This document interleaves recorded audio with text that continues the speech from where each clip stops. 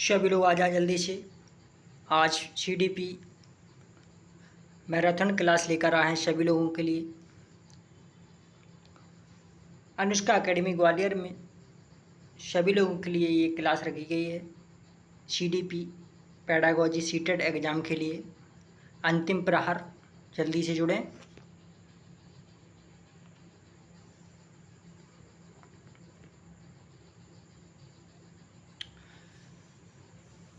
CDP pedagogy seated exam के लिए पहला प्रश्न आ चुका है स्क्रीन पर, सभी लोग जुड़ जाएं। पियाजे के अनुसार निम्नलिखित में से कौन सी अवस्था में बच्चा अमूर्त संकल्पनाओं के विषय में तार्किक चिंतन करना आरंभ करता है?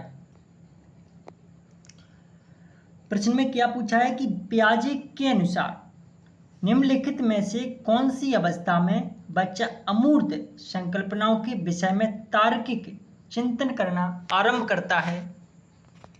औपचारिक संक्रियात्मक अवस्था में अमूर्त संकल्पनाओं के में तार्किक करने लगता है बालक। अगला प्रश्न है, निम्न में से कौन सी अधिगम की एक विशेषता नहीं है? निम्न में से कौन सी अधिगम की एक विशेषता नहीं है? अधिगम की विशेषता नहीं है तो अधिगम का अवलोकन प्रत्यक्ष रूप से किया जा सकता है। ये विशेषता अधिगम की नहीं होती है। अगला प्रश्न है, सीखने की तत्परता की ओर संकेत करती है।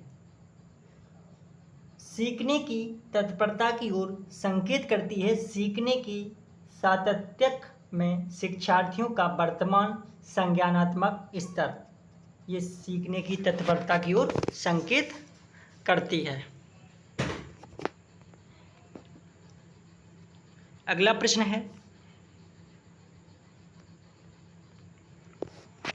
एक शिक्षिका अपनी कक्षा से कहती सभी प्रकार के प्रदत्त कार्यों का निर्माण इस प्रकार किया गया है कि प्रत्येक विद्यार्थी अधिक प्रभावशाली ढंग से सीख सके, अतः सभी विद्यार्थी बिना किसी अन्य की सहायता से अपना कार्य पूर्ण करें। वह कोहल वर्ग के किस नैतिक विकास के चरण की ओर संकेत दे रही है? तो वह दे रही है औपचारिक चरण 4, कानून और व्यवस्था का।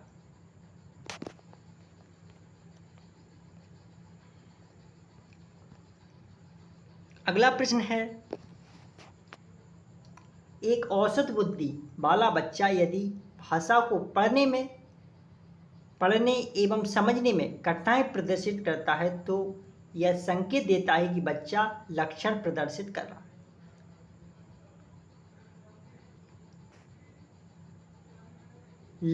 लिखावट संबंधी लेखन अक्षमता, अंकों की गणना संबंधी गणितीय क्षमता, गति समन्वय यानी चलने की अधिगम अक्षमता को कहते हैं गति समन्वय, और पढ़ने एवं समझने की कठिनाई को पठन अक्षमता डिसलेक्सिया कहते हैं।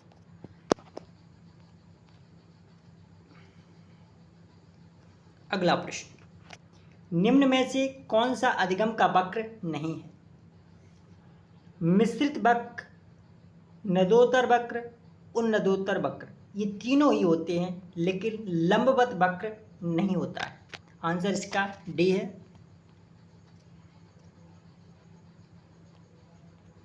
अगला प्रश्न, सीखने की अंतर्दृष्टि सिद्धांत को किसने बढ़ावा दिया? सीखने की अंतर्दृष्टि सिद्धांत को गेस्टाल्ट के जो मनोवैज्ञानिक थे, मैक्स बर्दीमर, कोयलर, कोप्पा, इन सभी लोगों ने दिया था गेस्टाल्ट सिद्धांतवादी को अंतर्दृष्टि का सिद्धांत।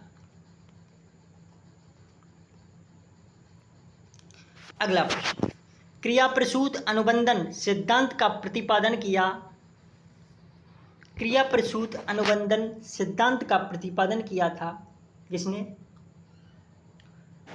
पुनर्वलन का क्लार्क हल ने, प्रयास एवं भूल का सिद्धांत थार्नडाइक ने, क्रिया प्रसूत अनुबंधन का सिद्धांत स्किनर ने दिया था। अगला प्रश्न, एल्बर्ट बंडूरा के सामाजिक अधिगम सिद्धांत के अनुसार निम्न में से कौन सा सही है? एल्बर्ट बंडूरा के सामाजिक अधिगम सिद्धांत के अनुसार निम्न में से कौन सा सही है? तो बच्चे की यानी बच्चों के सीखने के लिए प्रतिरूपण मॉडलिंग एक मुख्य तरीका है। ये सही है अधिगम बंडूरा के अनुसार, एल्बर्ट बंडूरा के सामाजिक अधिगम के सिद्धांत के अनुसार।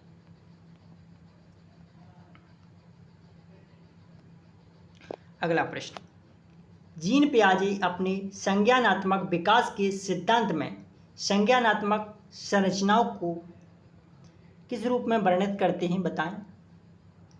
जीन पियाजे अपने संज्ञानात्मक विकास के सिद्धांत में संज्ञानात्मक संरचनाओं को स्कीमा मनोबंधन के रूप में वर्णित करते हैं। अगला प्रश्न, एक बच्चा अतीत की समान परिस्थिति में की गई अनुक्रियाओं के आधार पर नई स्थिति के प्रति अनुक्रिया करता है। यह किससे संबंधित है? एक बच्चा अतीत की समान परिस्थिति में की गई अनुक्रियाओं के आधार पर नई स्थिति के प्रति अनुक्रिया करता है। यह किससे संबंधित है? सीखने का प्रभाव नियम।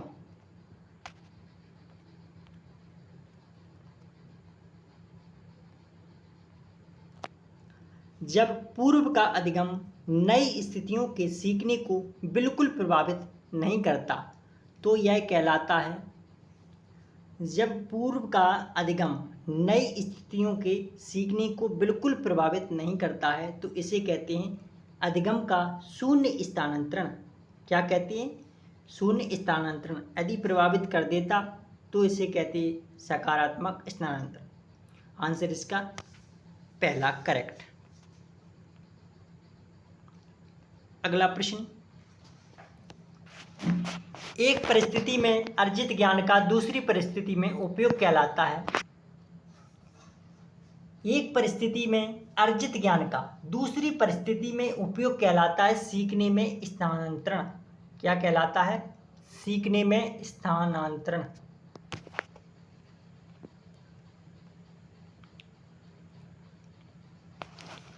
अधिगम निरयोग्यता वाले बच्चों की प्रगति का निरीक्षण करने के लिए निम्नलिखित में से कौन सी पद्धति सबसे उपयुक्त है? अधिगम निरयोग्यता वाले बच्चों की प्रगति का निरीक्षण करने के लिए निम्नलिखित में से कौन सी पद्धति सबसे उपयुक्त है? संरचित व्यवहारपरक अवलोकन।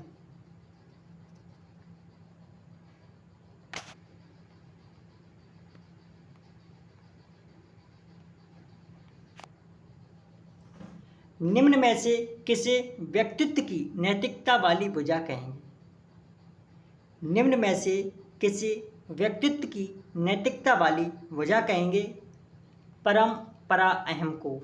इसको व्यक्तित्व की नैतिकता वाली भुजा कहते हैं, परा अहम, सुपर ईगो।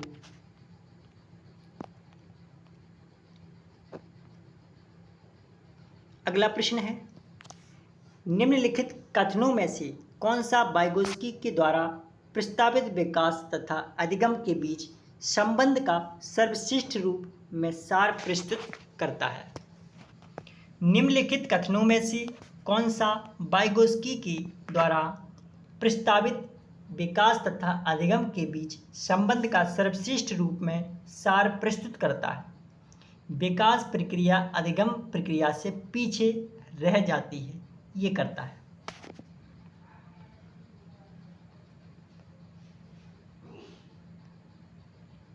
अगला प्रश्न, सीखने से संबंध प्रतिक्रिया सिद्धांत में पावलोव ने प्रयोग किया था।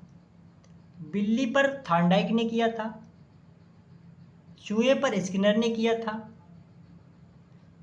और कुत्ते पर किसने किया था? पावलोव ने। कुत्ता इसका सही आंसर है, बी, यानी दूसरा आंसर इसका सही है। अगला प्रश्न है, राष्ट्रीय पाठचर्या की रूपरेखा 2005 के अनुसार अधिगम अपने स्वभाव में कैसा है? राष्ट्रीय पाठचर्या की रूपरेखा 2005 के अनुसार अधिगम अपने स्वभाव में और सक्रिय सामाजिक कैसा है? सक्रिय सामाजिक।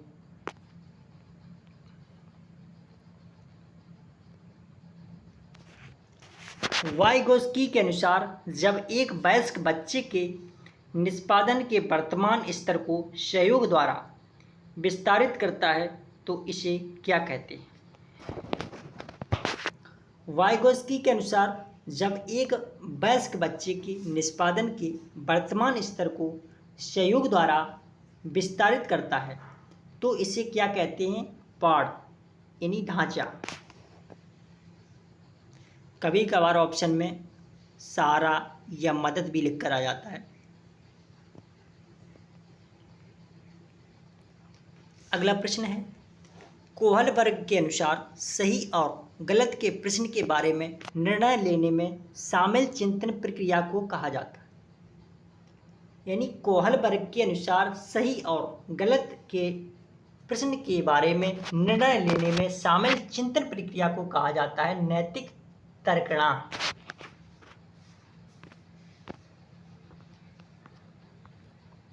अगला प्रश्न है, निम्न में कौन से भिन्न है? अधिगम के लिए अधिगम सिद्धांत, समान अवयवों का सिद्धांत, सामान्यीकरण का सिद्धांत, लेकिन ड्राइव रिडक्शन सिद्धांत ये अलग है। तीसरा इसका करेक्ट आंसर है।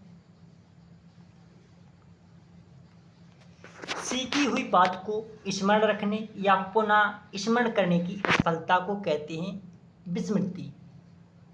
सीखी हुई बात को स्मरण रखने या पुनः स्मरण करने की असफलता को कहते हैं स्मृति और सफलता को कहते हैं असफलता को कहते हैं विस्मृति और सफलता को कहते हैं स्मृति। इसका ध्यान रखें।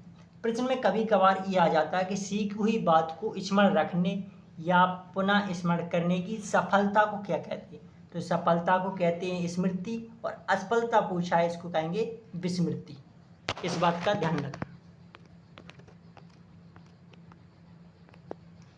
अगला प्रश्न है, निम्न में से कौन सा अधिगम के पठार का कारण नहीं है? निम्न में से कौन सा अधिगम के पठार का कारण नहीं है? तो विद्यालय का असहयोग ये अधिगम के पठार का कोई कारण नहीं होता है।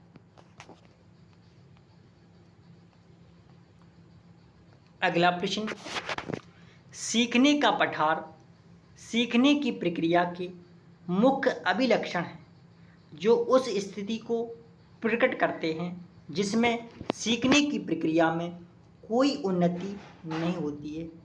यह कथन किसका है?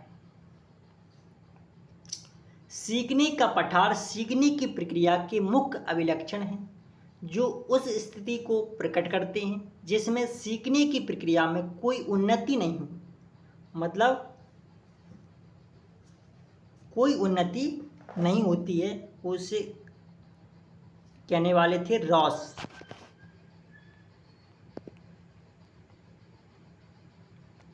अगला प्रश्न है, कक्षा में विद्यार्थियों को अधिगम के लिए प्रेरित करने हेतु कक्षा में विद्यार्थियों को अधिगम के लिए प्रेरित करने हेतु किस युक्ति का प्रयोग आप नहीं करते?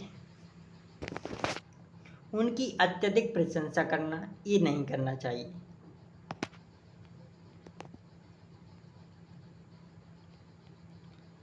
अगला प्रश्न है, किस मनोवैज्ञानिक ने सीखने की सामग्री के रूप में निरर्थक शब्दों का प्रयोग किया है? किस मनोवैज्ञानिक ने सीखने की सामग्री के रूप में निरर्थक शब्दों का प्रयोग किया है? एबिंगहॉस ने। किसने किया था? एबिंगहॉस ने। अगला प्रश्न है, निम्नलिखित में से किस एक से शिशु के अधिगम को सहायता नहीं मिलती? निम्नलिखित में से किस एक से शिशु के अधिगम को सहायता नहीं मिलती तो स्कूल का बस्ता इससे कोई सहायता नहीं मिलती है।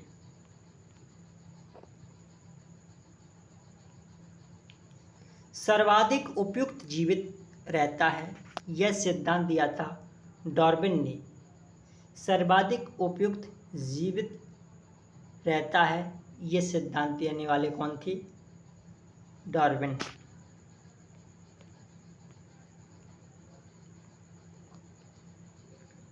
अगला प्रश्न, व्यवहार के कारण व्यवहार में परिवर्तन ही अधिगम है, यह किसने कहा है? व्यवहार के कारण व्यवहार में ही परिवर्तन ही अधिगम है, गिलफोर्ड महोदय ने कहा था। अगला प्रश्न है, अधिगम अक्षमता निम्नलिखित में से किससे प्रभावित नहीं होती? अधिगम अक्षमता निम्नलिखित में से किससे प्रभावित नहीं होती? राष्ट्रीयता इससे प्रभावित नहीं होती।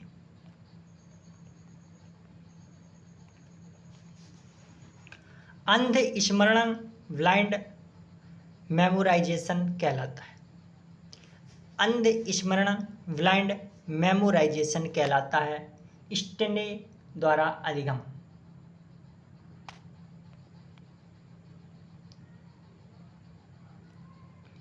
किसी दूसरी वस्तु की अपेक्षा एक वस्तु पर चेतना का केंद्रीयकरण अवदान, यह कथन है किसका है? किसी दूसरी वस्तु की अपेक्षा एक वस्तु पर चेतना का केंद्रीकरण अवदान डम्बिल ने कहा था। किसने कहा था? डम्बिल का यह कथन है। सामाजिक प्रत्याशाओं के अनुरूप व्यवहार की योग्यता का अधिगम सामाजिक विकास कहा जाता है। उक्त कथन किसका है? सामाजिक प्रत्याशाओं के अनुरूप व्यवहार की योग्यता का अधिगम सामाजिक विकास कहा जाता है, यह कथन था हरलॉक का। किसका था? हरलॉक।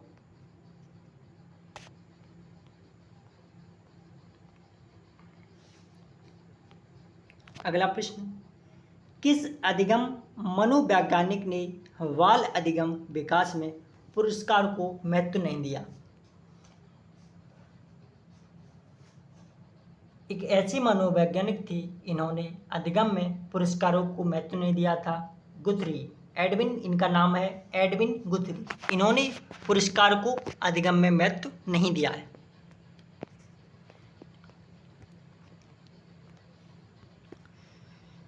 अगला प्रश्न है, किस प्रकार का पुनर्बलन अधिगम व्यवहार को लंबे समय तक बनाए रखने के लिए अधिक कारगर है? किस प्रकार का पुनर्बलन अधिगम व्यवहार को लंबे समय तक बनाए रखने के लिए अधिक कारगर है? आंशिक पुनर्बलन।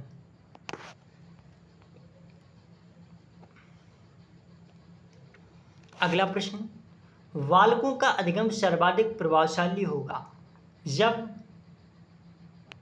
बालकों का अधिगम प्रभावशाली जब होगा बालकों का संज्ञानात्मक, भावनात्मक तथा मनोचालक पक्षों का विकास होगा।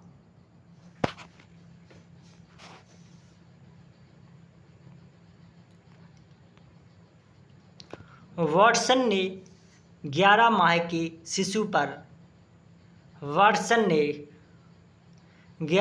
के शिशु पर लिटिल अल्बर्ट नामक प्रयोग किया।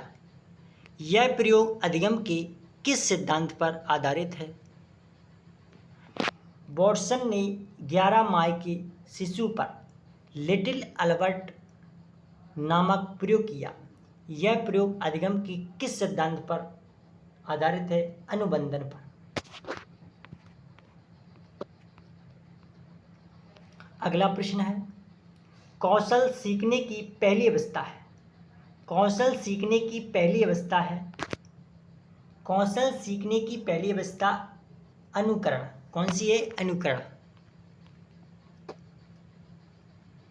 अगला प्रश्न है, किसी भी नई भाषा को सीखने के लिए कहाँ से प्रारंभ किया जाना चाहिए? किसी भी नई भाषा को सीखने के लिए कहाँ से प्रारंभ किया जाना चाहिए? अक्षरों व शब्दों के मध्य सहचर से। कहाँ से? अधिक अक्षरों व शब्दों की मध्य सहचर्य से प्रारंभ किया जाना चाहिए। अगला प्रश्न है, सीखने की प्रक्रिया में शिक्षक की भूमिका होनी चाहिए। सीखने की प्रक्रिया में शिक्षक की भूमिका होनी चाहिए सुगमकर्ता की। कैसी? सुगमकर्ता की।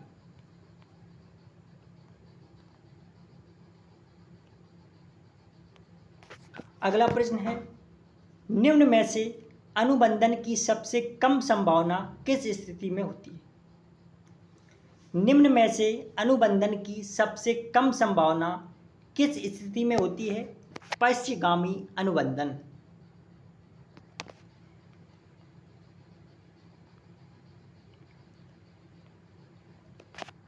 हम करके सीखते हैं किसने कहा था? हम करके सीखते हैं सिम्पसन ने कहा था। किसने? सिम्पसन नामक एक मनोवैज्ञानिक थे। इन्होंने कहा था कि हम करके सीखते हैं।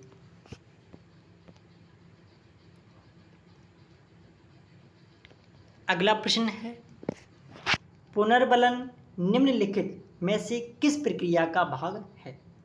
पुनर्बलन निम्न में से किस प्रक्रिया का भाग है? पुनर्बलन एक अधिगम प्रक्रिया का भाग है। किसका? अधिगम।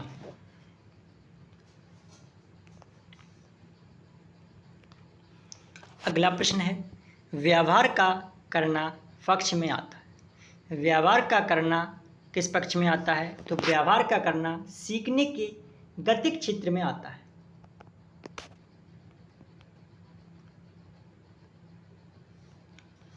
किस मनोवैज्ञानिक के अनुसार सीखने का मतलब ज्ञान निर्माण करना है?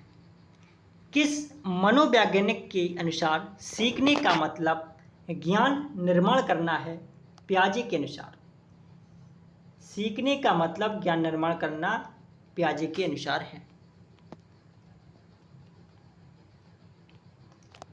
अगला प्रश्न, वह गत्यात्मक बल जो बालक के व्यवहार को ऊर्जा देता है और वह सीखने की क्रिया करता है, वह है लक्ष्य, प्रबल प्रेरणा, अवरोध।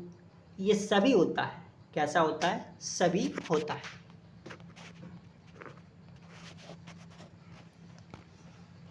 अगला प्रश्न है, अधिगम सर्वोत्तम होगा जब अभिप्रेरणा होगी। अधिगम सर्वोत्तम होगा जब अभिप्रेरणा होगी, तब अधिगम सर्वोत्तम होता है।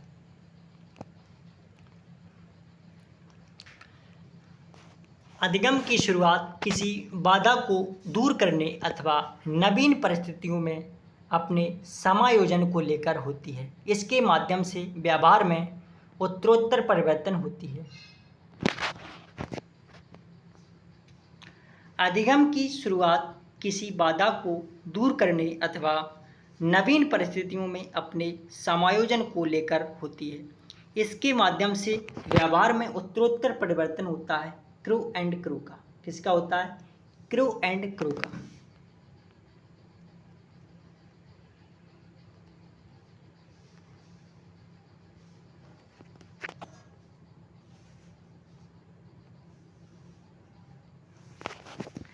अगला प्रश्न है, निम्न में से कौन सीखने को सही स्तर है? निम्न में से कौन सीखने को सही स्तर है? सीखने का सही स्तर होता है तथ्य, सूचना, ज्ञान प्राप्ति करना, बोध, प्रज्ञा।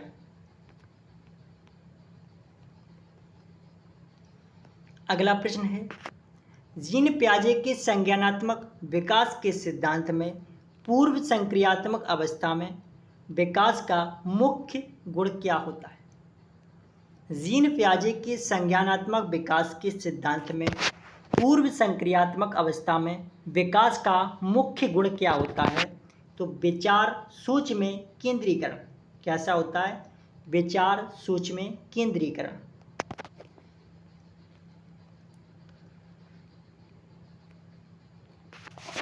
अधिगम की अभिप्रेरणा को किस प्रकार कायम रखा जा सकता है? अधिगम की अभिप्रेरणा को किस प्रकार कायम रखा जा सकता है? प्रवीणता अभिमुखी लक्ष्यों पर जोर देकर।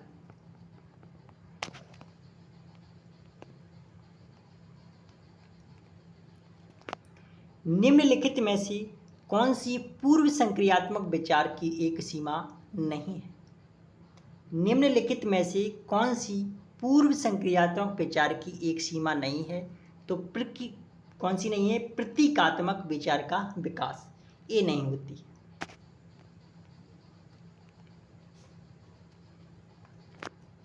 निम्नलिखित में से किस मनोवैज्ञानिक ने बच्चों को ज्ञान के सक्रिय जिज्ञासु के रूप में देखते हुए उनके चिंतन पर सामाजिक एवं सांस्कृतिक विषय वस्तु के प्रभाव का महत्व दिया है? तो यह लेव वाइगोत्स्की ने दिया था।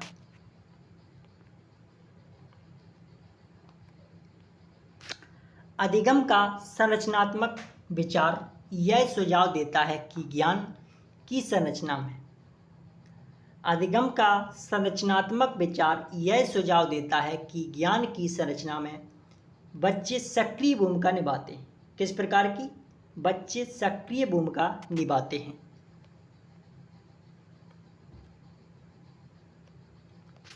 सीखना क्या है? सीखना बताएं क्या होता है? सीखना एक सीखने वाले के संवेगों से प्रभावित होता है।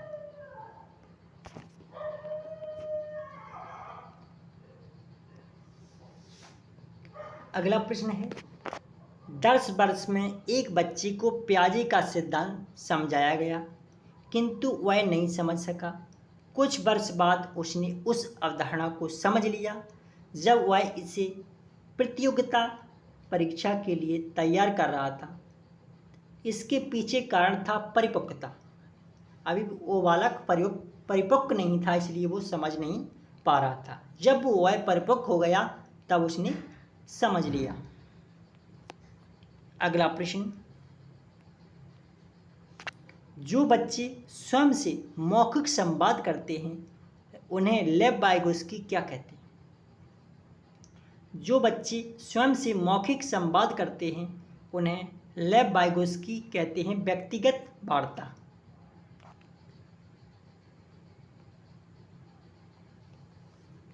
अगला प्रश्न है, निम्नलिखित में से कौन सी अधिगम की मुख्य प्रक्रिया नहीं है जिसके द्वारा सार्थक अधिगम घटित होता है? निम्नलिखित में से कौन सी अधिगम की मुख्य प्रक्रिया नहीं है जिसके द्वारा सार्थक अधिगम घटित होता है? कंठस्थीकरण एवं स्मरण।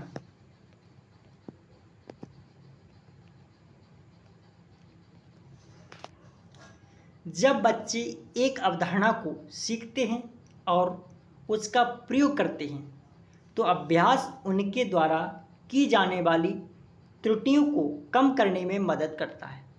यह विचार किसका है? जब बच्चे एक अवधारणा को सीखते हैं और उसका प्रयोग करते हैं तो अभ्यास उनके द्वारा की जाने वाली त्रुटियों को कम करने में मदद करता है। यह थॉर्नडाइक का विचार है।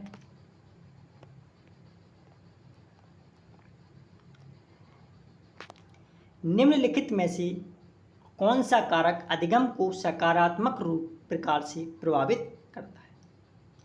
निम्नलिखित में से कौन सा कारक अधिगम को सकारात्मक प्रकार से प्रभावित करता है? कौन करता है? अर्थपूर्ण संबंध ये प्रभावित करता है।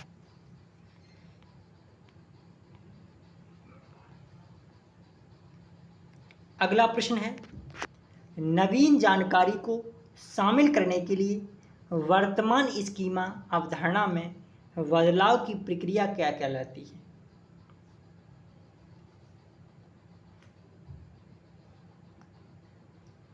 नवीन जानकारी को शामिल करने के लिए वर्तमान स्कीमा बदलाव में अवधारणा में बदलाव की प्रक्रिया आत्मसातकरण कहते हैं।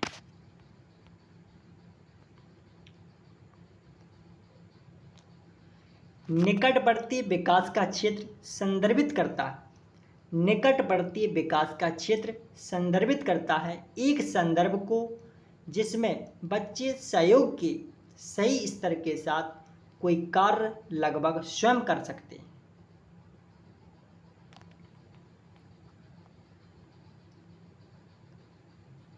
अगला प्रश्न है, संरचनावादी सिद्धांतों के अनुसार अधिगम के बारे में निम्नलिखित कथनों में से कौन सा सही है? संरचनावादी सिद्धांतों के अनुसार अधिगम के बारे में निम्नलिखित कथनों में से कौन सा सही है?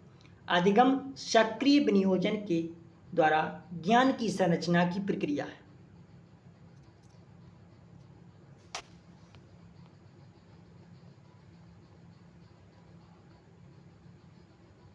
अगला प्रश्न, वाइगोत्स्की के सिद्धांत का नियतार्थ है। वाइगोत्स्की के सिद्धांत का नियतार्थ है कि सहयोगात्मक समस्या समाधान।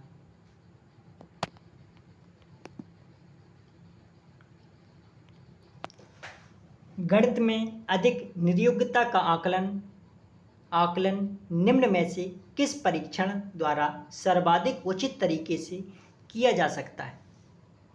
गणित में अधिक निर्योग्यता का आकलन निम्न में से किस परीक्षण द्वारा सर्वाधिक उचित तरीके से किया जा सकता है? निदानात्मक परीक्षण से।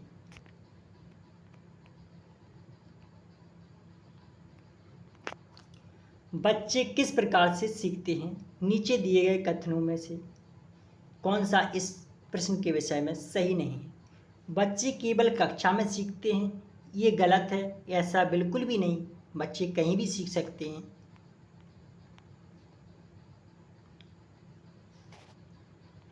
अनुशासन जो अधिगम वातावरण में एक महत्वपूर्ण भूमिका निभाता है, किस तरह की मदद करता है? अनुशासन जो अधिगम वातावरण में एक महत्वपूर्ण भूमिका निभाता है, किस तरह की मदद करता है? तो बच्चों को अपनी शिक्षा को विनियमित और मॉनिटर करने के लिए करता है।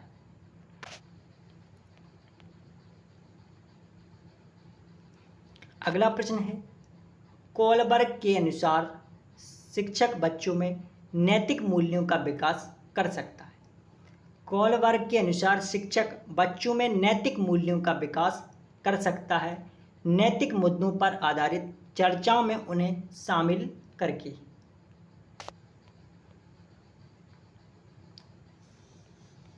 अधिगम निर्योग्यता।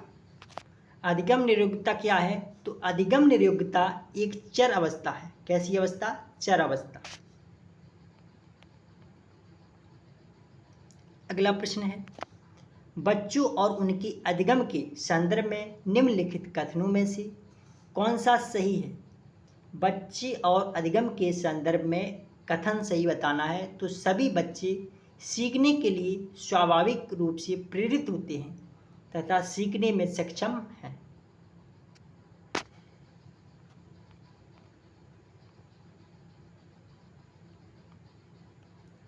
अगला प्रश्न है, निम्न में से कौन सा सीखने की शैली का एक उदाहरण है? सीखने की शैली का उदाहरण है चाक्षुष।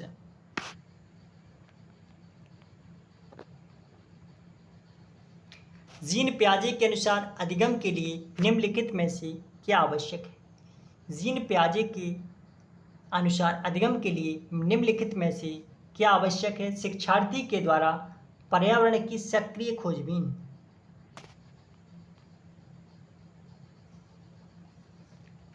निम्नलिखित व्यवहारों में से कौन सा जीन पियाजे के द्वारा प्रस्तावित मूर्त संक्रियात्मक अवस्था को विशेषित करता है? मूर्त संक्रियात्मक अवस्था को विशेषित करता है संरक्षण कक्षा समावेशन।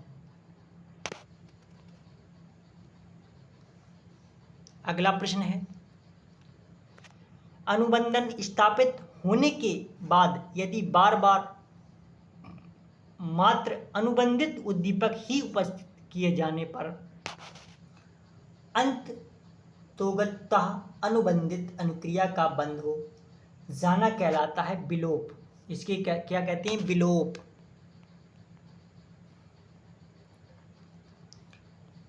निम्न में से कौन से कथन को सीखने की प्रक्रिया की विशेषता नहीं मानना चाहिए? तो शैक्षिक संस्थान ही एकमात्र संस्थान है जहाँ अधिगम प्राप्त होता है। इसे बिल्कुल भी नहीं मानना चाहिए। अगला प्रश्न है, पियाजे के सिद्धांत के अनुसार निम्नलिखित में से कौन सा व्यक्ति के संज्ञानात्मक विकास को प्रभावित नहीं करेगा? पियाजे के अनुसार सामाजिक अनुभव, ये सामाजिक अनुभव करता है वाइगोत्स्की के अनुसार, तो इसका आंसर है दूसरा। अगला प्रश्न है, निम्नलिखित में से कौन सा सीखने का क्षेत्र है? सीखने का क्षेत्र एक भावात्मक होता है। अधिगम की सर्वोत्तम अवस्था कौन सी है? अधिगम की सर्वोत्तम अवस्था कौन सी है? संतुलित उत्तेजना, कोई वह नहीं। अधिगम के लिए निम्न में से कौन सी धारणा उपयुक्त है? अधिगम के लिए निम्न में से कौन सी धारणा उपयुक्त है? तो योग्यता सुधार, ये धारणा उपयुक्त है। कक्षा में प्रभावशाली अधिगम के लिए वातावरण की रचना करनी चाहिए। वजह सहयोगात्मक, प्रतिस्पर्धी।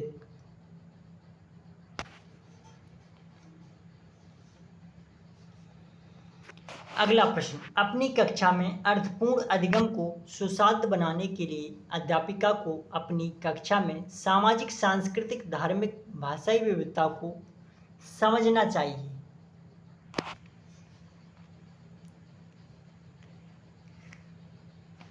निम्नलिखित में से किस मनोवैज्ञानिक ने प्रस्तावित किया है कि बच्चों का चिंतन गुणात्मक रूप से वयस्कों की अपेक्षा अलग होता है? निम्नलिखित में से किस मनोवैज्ञानिक ने प्रस्तावित किया है कि बच्चों का चिंतन गुणात्मक रूप से वयस्कों की अपेक्षा अलग होता है? तो यह क्या था? जीन पियाजे ने।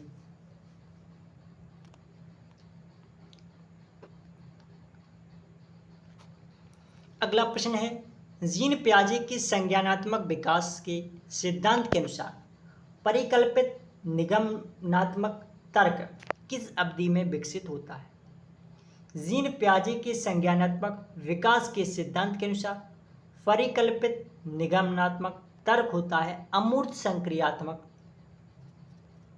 अवस्था में। स्वाति ने दाहिने हाथ से कैरम बोर्ड खेलना सीख लिया, अब बाएं हाथ से भी खेल सकती है। यहाँ का अधिगम अंतरण है द्विपार्श्विक अंतरण। इसे क्या कहती हैं? द्विपार्श्विक अंतरण। कोई भी एक प्रश्न और आता है, जैसे कोई भी व्यक्ति ने साइकिल चलाना सीख लिया और वो मोटरसाइकिल चलाने लगा, तो इसको भी द्विपार्श्विक अंतरण कहते हैं। और एक प्रश्न और आता है कि किसी भी शरीर के भाग को दूसरे भाग में लगा देना, उसको कहते हैं पार्श्विक अंतरण।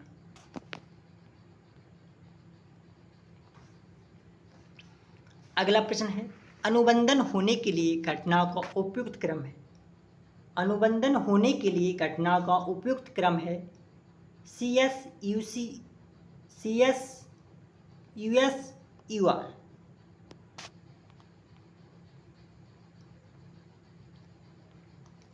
अगला प्रश्न है, अधिगम निरोग्यता वाले बच्चे कैसे होते हैं? अधिगम निरोग्यता वाले बच्चे अधिगम के कुछ पक्षों से संघर्ष करते हैं।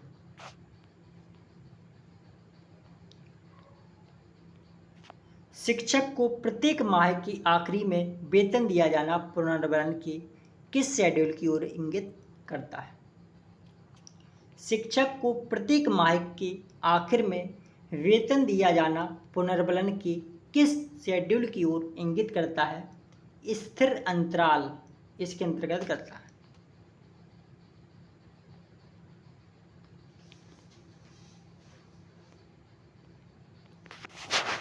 अधिगम प्रक्रिया में समस्यात्मक परिस्थिति का प्रत्यय किसने दिया था? अधिगम प्रक्रिया में समस्यात्मक परिस्थिति का प्रत्यय किसने दिया था? कोयलर ने।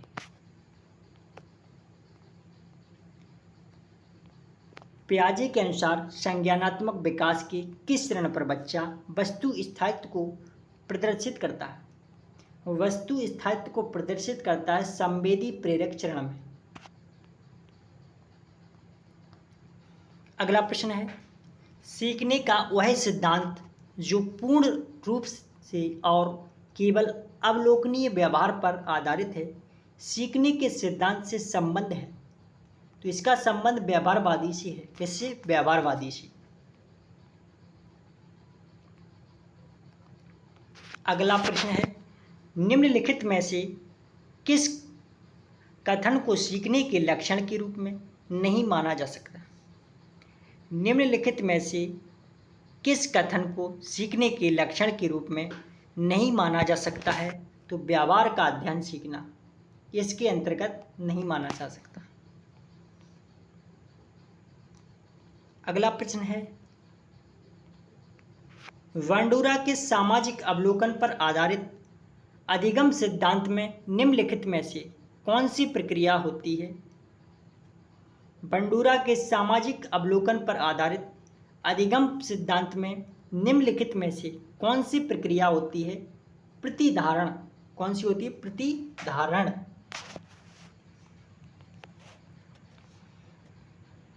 अगला प्रश्न है, अधिगमकर्ताओं को व्यक्तिगत क्षमता के आधार पर उनकी कठिनाइयों के विभिन्न स्तरों को ध्यान में रखते हुए पढ़ाने की विधि को कहा जाता है विभेदी अनुदेशन।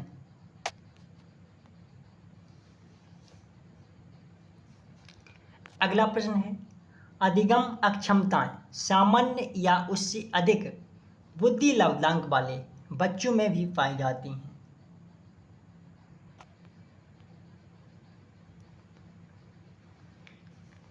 अगला प्रश्न है, सीखने के बारे में निम्नलिखित कथनों में से कौन सा सत्य है? सीखने को सामाजिक क्रियाएं सुविधा देती हैं, यही सत्य कथन है। अगला प्रश्न है, जीन पियाजे एवं लेव वाइगोस्की जैसे मनोवैज्ञानिक संरचनावादी अधिगम को किस रूप में देखती हैं? तो यह सक्रिय विनियोजन से अर्थ निर्माण की प्रक्रिया के रूप में देखते हैं। अगला प्रश्न है, प्रतिपालन अधिगम का एक विशिष्ट चरण है जो अधिगम के चरण का पूर्ववर्ती है। प्रतिपालन अधिगम का एक विशिष्ट चरण है जो अधिगम के सामान्यीकरण चरण का पूर्ववर्ती है।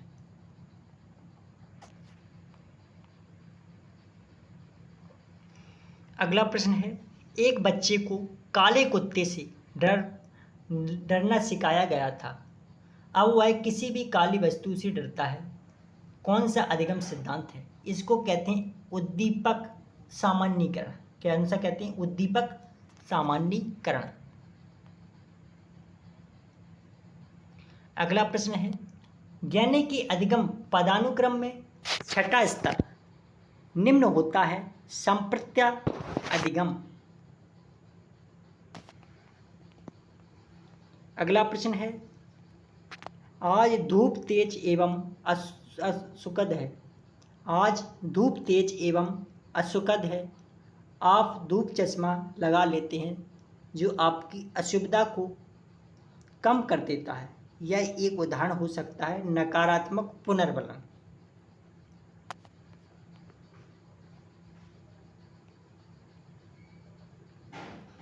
अगला प्रश्न है, निम्नलिखित में से कौन सा कथन सीखने के विषय में सही है? सीखने के विषय में सही है, सीखना उस वातावरण में प्रभावी होता है जो संवेगात्मक रूप से सकारात्मक हो और शिक्षार्थियों को संतुष्ट करने वाला हो।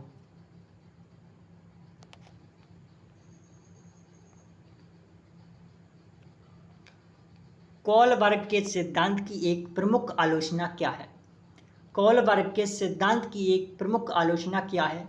तो कोलबर्ग ने पुरुषों एवं महिलाओं की नैतिक तार्किकता में सांस्कृतिक विभिन्नताओं को महत्व नहीं दिया।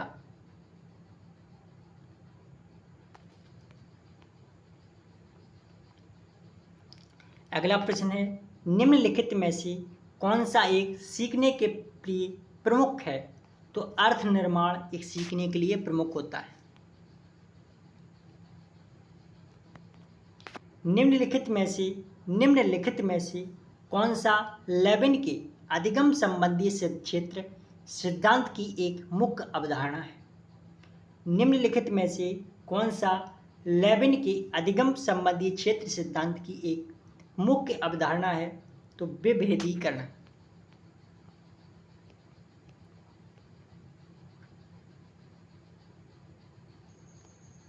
अगला प्रश्न है, शास्त्रीय क्लासिकल अनुबंधन सिद्धांत के संदर्भ में कौन सा कथन सही नहीं है? तो अधिगम किए गए तथ्य सामान्यतः स्थायी होते हैं।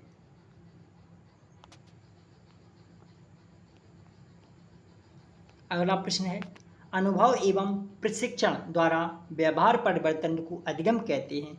यह परिभाषा थी गेट्स की।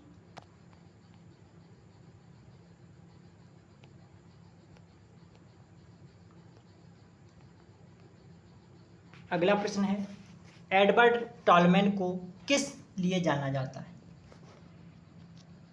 एडवर्ड टॉलमैन को किस लिए जाना जाता है?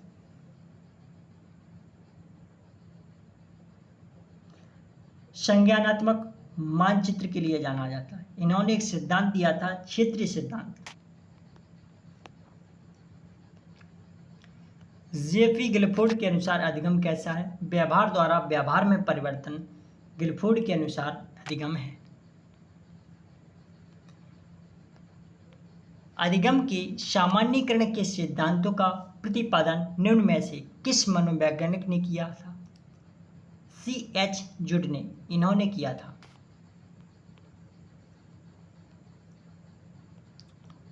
अधिगम प्रतिफल से तात्पर्य है बालक के व्यवहार में होने वाला परिवर्तन।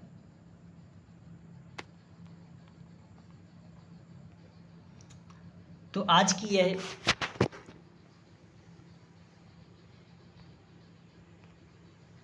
CDP बाल विकास पेडागोजी की क्लास रखी गई थी। तो अभी तक आप लोगों ने चैनल को सब्सक्राइब नहीं किया है तो चैनल को सब्सक्राइब करें। Anushka academy Gwalior YouTube channel है और सभी लोग एक टेलीग्राम से जुड़ें, जिसका टेलीग्राम का नाम है अनुष्का एकेडमी ग्वालियर। यहाँ पर आप लोगों को PDF प्राप्त होगी। अगली क्लास में फिर मिलते हैं, तब तक के लिए सभी बहन भाइयों को अनुष्का परिवार की ओर से नमस्कार, बाय बाय।